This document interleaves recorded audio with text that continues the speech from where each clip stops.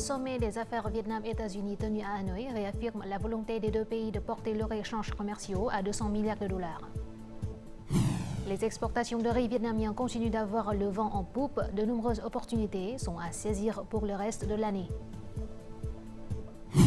Collecter des piles usagées pour les recycler correctement, ce mouvement est fort soutenu par les autorités et les habitants de la ville portuaire de Haiphong.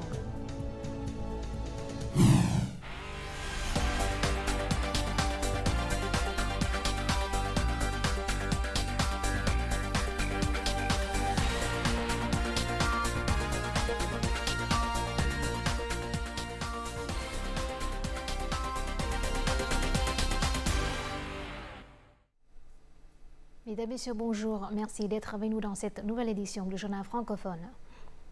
Poursuite de la 6e session de la 15e législature de l'Assemblée nationale. Aujourd'hui, sous l'égide du président de l'Assemblée nationale, Vương Đình Huệ, les députés ont discuté de la situation socio-économique et du budget de l'État depuis le début de l'année. L'Assemblée nationale consacre une journée et demie à discuter de la mise en œuvre du plan de développement socio-économique pour l'année 2023, des prévisions pour 2024, ainsi que de la mise en œuvre du plan de développement socio-économique pour la période 2021-2025. Au cours des 10 premiers mois de l'année, le Vietnam a réalisé des progrès économiques significatifs, atteignant voire dépassant 10 et 15 objectifs fixés. En particulier, la stabilité macroéconomique est maintenue, l'inflation est maîtrisée, les grands équilibres de l'économie sont garantis. Selon les prévisions, la croissance du PIB devrait dépasser 5% cette année. Le gouvernement vise également à accroître le PIB de 6 à 6,5% en 2024. Le Premier ministre Phạm Minh Chính a reçu aujourd'hui à Hanoï le ministre russe de l'Intérieur Vladimir Alexandrovich Kolokontsev, soulignant que le Vietnam attache toujours de l'importance à son partenariat stratégique intégral avec la Russie. Le chef du gouvernement a affirmé la politique étrangère et la politique de défense des 4 noms du Vietnam. Phạm Minh Chính et Vladimir Kolokontsev ont constaté avec joie les relations bilatérales au beau fixe, notamment les liens politico-diplomatiques renforcés, la coopération économique et commerciale, pétrolière et énergétique, la reprise de la ligne aérienne directe Hanoï-Irkoutsk et la perspective de la réouverture des liaisons aériennes et directes entre Hanoï et Moscou. Le ministre russe a affirmé que le Vietnam est toujours une priorité dans la politique étrangère de son pays et a souhaité continuer à approfondir, à rendre plus substantiel et plus efficace le partenariat stratégique intégral Russie-Vietnam.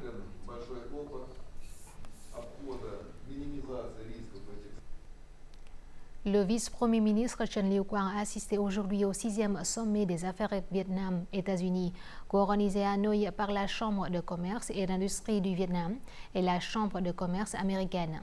Trần Lưu Quang a exhorté les deux pays à tirer pleinement parti du partenariat stratégique intégral pour promouvoir la coopération bilatérale dans tous les domaines. L'objectif est de porter le chiffre d'affaires du commerce bilatéral à 200 milliards de dollars et de faire des États-Unis l'un des 10 plus grands investisseurs étrangers au Vietnam. Le dirigeant vietnamien a aussi suggéré aux entreprises américaines de développer des projets d'investissement à plus grande échelle et d'aider le Vietnam à accéder à des sources financières vertes et durables. Fin octobre, les exportations de riz du Vietnam ont atteint près de 4 milliards de dollars, soit une augmentation de 35% en valeur par rapport à la même période en 2022. Il s'agit du niveau record le plus élevé jamais atteint. Les entreprises s'attendent à ce que ce chiffre continue d'augmenter car il existe encore de nombreuses opportunités d'exportation pour le riz vietnamien. Cette usine de riz doit fonctionner à pleine capacité pour répondre à ses commandes à l'exportation de fin d'année. Au cours des 10 premiers mois de 2023, le chiffre d'affaires à l'exportation a dépassé les 28 millions de dollars et devrait continuer à augmenter. Nos produits à base de riz sont exportés en grande quantité et à des prix élevés vers la République de Corée et l'Europe. La demande en provenance d'Afrique est également énorme. Par conséquent, je pense qu'il n'y a pas lieu de s'inquiéter des marchés d'exportation du riz vietnamien cette année. Le riz vietnamien est reconnu internationalement pour sa bonne qualité, ce qui nous permet de le vendre à un prix élevé. Lors des récentes compétitions, le riz vietnamien s'est imposé comme un leader mondial, ayant un impact positif sur l'industrie risicole nationale. Actuellement, le prix du riz vietnamien est plus élevé que celui du riz thaïlandais et du riz pakistanais, qui coûtent respectivement 79 et 80 dollars la tonne. La qualité du riz vietnamien permet de maintenir le prix entre 628 et 650 dollars la tonne. En entrant sur le marché européen, la chaîne de valeur du riz vietnamien a connu une augmentation de 10 à 20% et dans certains cas, jusqu'à 30% selon la variété. Même s'il s'agit d'un marché exigeant, garantir la qualité peut faciliter l'exportation du riz. Selon les entreprises, la demande de riz reste forte, notamment en provenance d'Indonésie, des Philippines et de Chine. En conséquence, il est probable que les exportations de riz du Vietnam atteindront bientôt leur nouveau pic, avec un chiffre d'affaires estimé entre 4,2 et 4,5 milliards de dollars cette année. Au cours des 10 premiers mois de l'année, les exportations agricoles, forestières et halieutiques ont atteint 43 milliards de dollars. Cependant, les produits agricoles exportés sont souvent des fruits et légumes frais ou sous forme de produits bruts. Il est très difficile de garantir leur qualité tout au long du processus de transport. La chaîne de logistique transfrontalière joue donc un rôle primordial pour assurer et augmenter la compétitivité des exportations de produits agricoles vietnamiens. Tout de suite, les détails dans le reportage qui suit. Chaque année, cette entreprise exporte environ 1700 tonnes de durian vers la Chine. Garantir la qualité des marchandises tout au long du processus de transport est un facteur décisif. Un conteneur de durian exporté vers le marché chinois coûtait environ 1,8 milliard de dômes. Cependant, comme la qualité des fruits n'était pas assurée en raison de la lenteur dans le processus de dédouanement et de transport, nous avons dû baisser de moitié le prix de vente de ce conteneur de durian. Le modèle idéal de la logistique transfrontalière ne comprend qu'un point de contact et qu'un point d'arrêt. Les marchandises peuvent être transférées du pays exportateur vers le pays importateur le plus rapidement possible. Gagner ou perdre, l'exportation de produits agricoles dépend grandement de la logistique et du temps de transport. Les statistiques montrent que chaque année, les entreprises et agriculteurs vietnamiens sont informés de dizaines de changements dans le processus d'inspection de marchandises dans le pays importateur. Grâce à cette solution, les coûts de logistique agricole du Vietnam vers la Chine sont réduits de 5 à 7%. Nous fournissons régulièrement et rapidement des informations aux entreprises de logistique. Le pays compte actuellement des millions d'entreprises exportatrices. Rien pour le marché chinois, il y a déjà 3000 entreprises de logistique. La mise à jour des informations est essentielle. Au cours des 8 premiers mois de l'année, la partie chinoise a envoyé 6 avis sur les cas de violation de l'indicatif régional. Les pays importateurs de produits agricoles vietnamiens ont averti que plus de 370 expéditions dans 13 provinces et villes de la région du Sud présentaient des violations de la quarantaine végétale.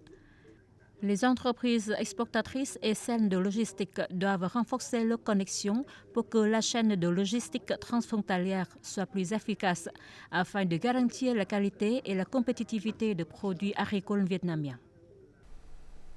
Les produits agricoles vietnamiens sont de plus en plus prisés dans les pays du Golfe.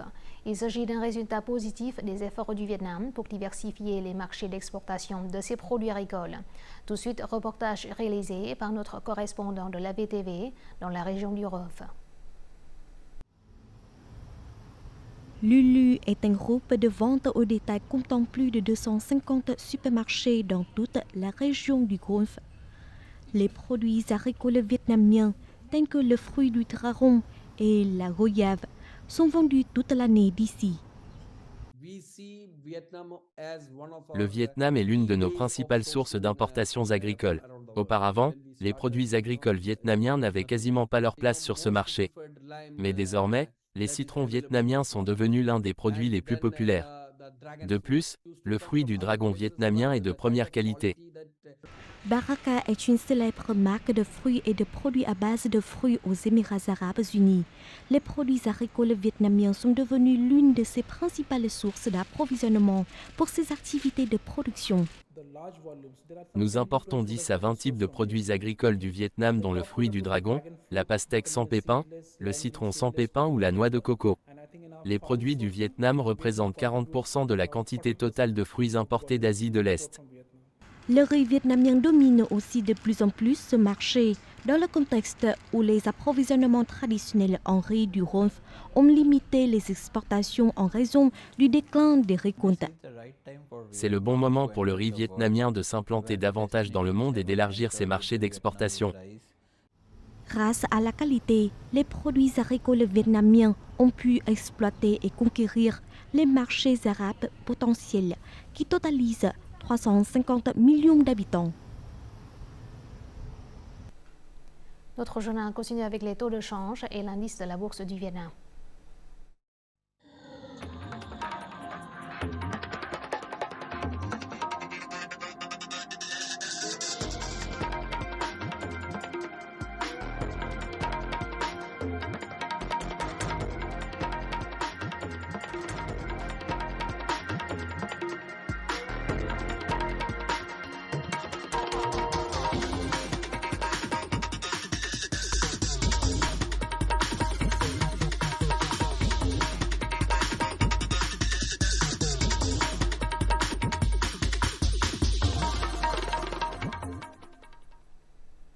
Après plusieurs jours de fortes pluies, de nombreux districts dans la province de Hà Tĩnh au centre, comme Hương Khê, Vũ Quang, Can Lộc, ont été inondés et sont actuellement isolés. Les inondations ont fait 2 morts et 1 personne est toujours portée disparue. Des centaines de maisons et plusieurs écoles ont été inondées et endommagées. Le niveau des eaux a commencé à baisser depuis lundi après-midi. Les soldats de la 4e région militaire ont été mobilisés pour rechercher les personnes disparues, secourir les sinistrés et aider les habitants à réparer les dégâts. Les forces de secours travaillent également à réparer les rissements de terrain pour la ligne ferroviaire nord-sud traversant la province de Hà Tĩnh afin de rouvrir la ligne le plus tôt possible. Jeter les batteries usagées dans l'environnement entraînera une pollution des sols et de l'eau, car les métaux lourds comme le plomb, le zinc et surtout le mercure contenus dans une batterie peuvent polluer 500 litres d'eau ou 1 mètre cube de sol en un demi-siècle.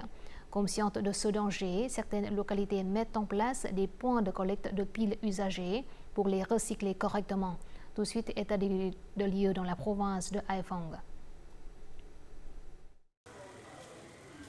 Depuis plus de 3 mois, collecter les piles usagées, puis les apporter au point de collecte est devenu une habitude pour M. Minh ainsi que pour de nombreuses personnes de la ville de Hải Phòng. Nous ne connaissions pas les effets nocifs du rejet des piles usagées dans l'environnement. Après avoir reçu des conseils sur la façon de gérer les piles usagées, nous sommes plus soucieux de protéger l'environnement. Après avoir été sensibilisés à la protection de l'environnement, les gens ont apporté leurs piles usagées dans des points de collecte.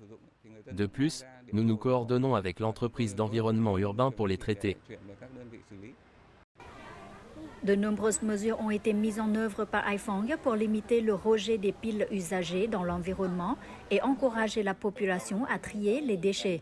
La ville compte plus de 13 points de collecte et envisage d'étendre cette initiative à d'autres quartiers.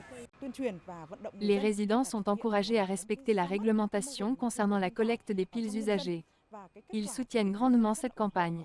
La collecte de ces piles contribuera à protéger l'environnement.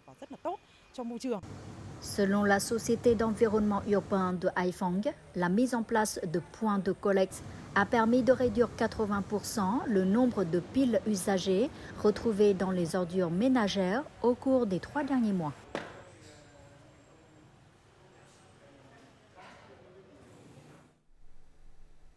Les experts de l'entreprise de cybersécurité de Viettel viennent de remporter le titre de champion du concours Pon to On Toronto 2023.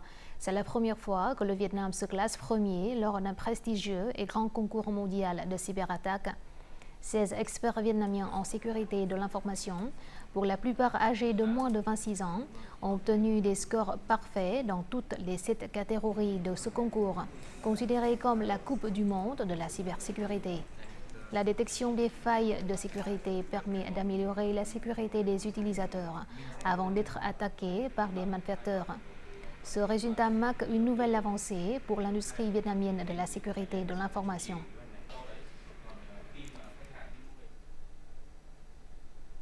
Située dans les hauts plateaux du centre, la province de Gia Lai abrite 44 groupes ethniques avec de nombreux patrimoines culturels uniques, tels que les gongs, le tissage de brocart et la sculpture sur bois.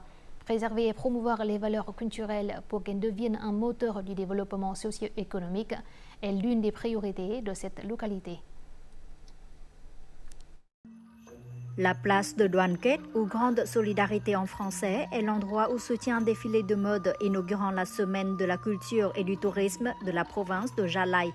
Au cours des 2 dernières années, chaque week-end, des performances artistiques communautaires ont été organisées par cette province. Il s'agit d'un effort visant à combiner culture et tourisme. Je suis très heureux d'avoir la chance de présenter aux touristes les coutumes ainsi que l'artisanat traditionnel de Gia Lai tels que la vannerie et le tissage de brocart. Ce sont les caractéristiques culturelles les plus belles et les plus essentielles de Gia Lai. La région du nord des hauts plateaux du centre est connue pour ses gongs et ses chants épiques sans fin. À cela s'ajoute la richesse des motifs de brocart colorés, de l'art en osier et des sculptures en bois. Tous sont préservés par les habitants locaux. Les événements culturels contribuent à promouvoir et à développer les villages artisanaux traditionnels de Gia Lai. Je pense que Gia Lai va se développer davantage à l'avenir et les gens connaîtront davantage le village. Les produits typiques et les caractéristiques culturelles uniques seront l'un des facteurs qui attireront les touristes à Gia Lai. C'est aussi notre souhait, qui est de faire découvrir aux touristes un Gia Lai doté d'une tradition de longue date. La province de Gia Lai met actuellement en œuvre de nombreuses séries d'activités pour restaurer, préserver et honorer les valeurs culturelles traditionnelles, contribuant ainsi à enrichir la culture des groupes ethniques des hauts plateaux du centre. Cela constitue une base importante pour développer l'économie locale.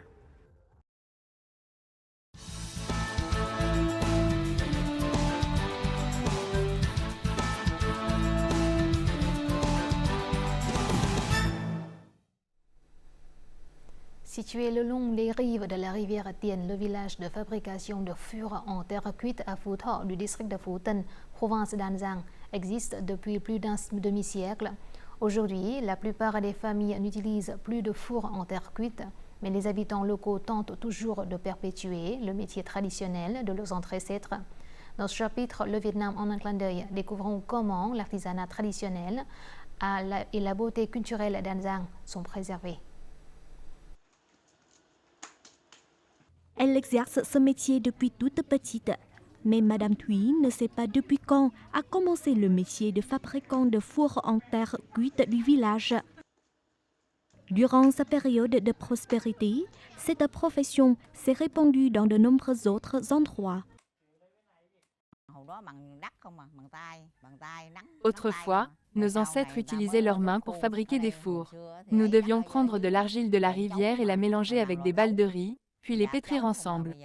Maintenant, nous devons acheter de l'argile à Kien Giang. Notre argile n'est plus assez bonne. Depuis longtemps, la vie des habitants du centre est étroitement liée aux bateaux et aux canoës. Et le four en argile est devenu un objet familier pour les habitants vivant sur la rivière. Puisque nous vivons sur un bateau, ce four en argile est très pratique. Avec une petite surface sur le bateau, on peut le déplacer facilement.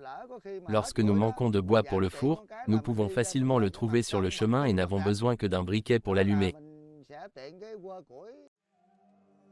Bien que le four en argile soit familier et attaché aux habitants, il n'existe pas de documentation précise sur l'histoire du métier de fabricant de fours en argile des gens d'ici.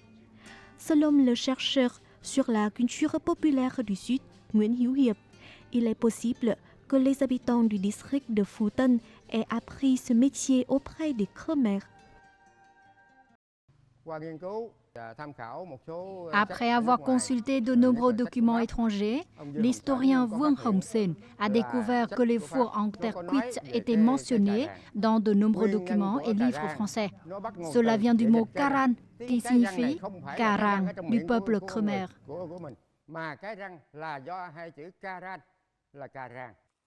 Le type de terre utilisé pour fabriquer les fours en argile à Phu Tho doit être malléable. Les matières premières sont mélangées avec du sable pour éviter que le produit fini ne se brise. Pour produire un four en argile, un artisan a besoin d'au moins de 3 à 4 jours. L'étape la plus difficile consiste à créer 3 points d'appui pour le four. Si elle n'est pas bien maîtrisée, le four est considéré comme cassé. Cette étape demande beaucoup d'habileté de la part de l'artisan. Il faut d'abord façonner une motte de terre ronde comme celle-ci. Cette motte doit tenir dans la paume de notre main pour être pétrie. Ensuite, je l'applique sur le four pour faire les 3 pieds. Nos mains doivent caresser le tour uniformément. Ce n'est que si les pieds sont stables que le four sera considéré comme réussi. Ces dernières années, les fours en terre ne sont plus autant utilisés qu'avant. De nombreuses localités du Sud ne les utilisent plus. C'est pourquoi les revenus des fabricants ont diminué. Face à cette situation, les autorités locales ont mené des politiques de soutien. Actuellement, seules quelques dizaines de ménages de la commune de Phu Tho exercent encore ce métier. Avant, nous utilisions des ressources locales pour fabriquer des fours en terre. Mais maintenant, il y a de moins en moins d'argile ici, donc nous sommes obligés de l'importer.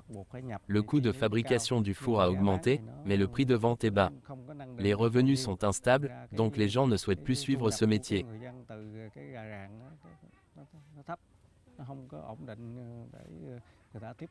Les revenus ne sont pas élevés, le travail est dur, mais malgré des hauts et des bas, les habitants d'ici s'attachent toujours à leur métier. C'est un travail difficile, mais je ne veux pas non plus chercher un emploi loin de chez moi. Je suis contente du travail de nos ancêtres. Depuis l'époque de mes grands-parents et de mes parents, ils exerçaient ce métier, donc j'ai envie de continuer. J'aime toujours ce travail, j'aime les fours en terre cuite.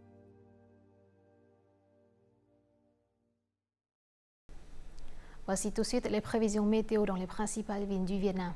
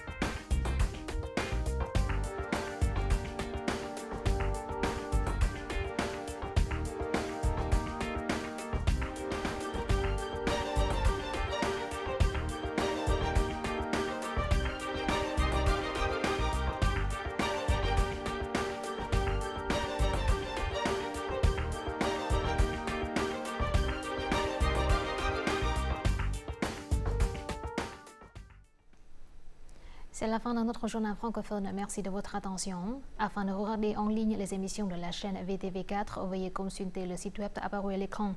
Vous pouvez aussi télécharger l'application VTV Go sur App Store ou Google Play. Au revoir et à la prochaine.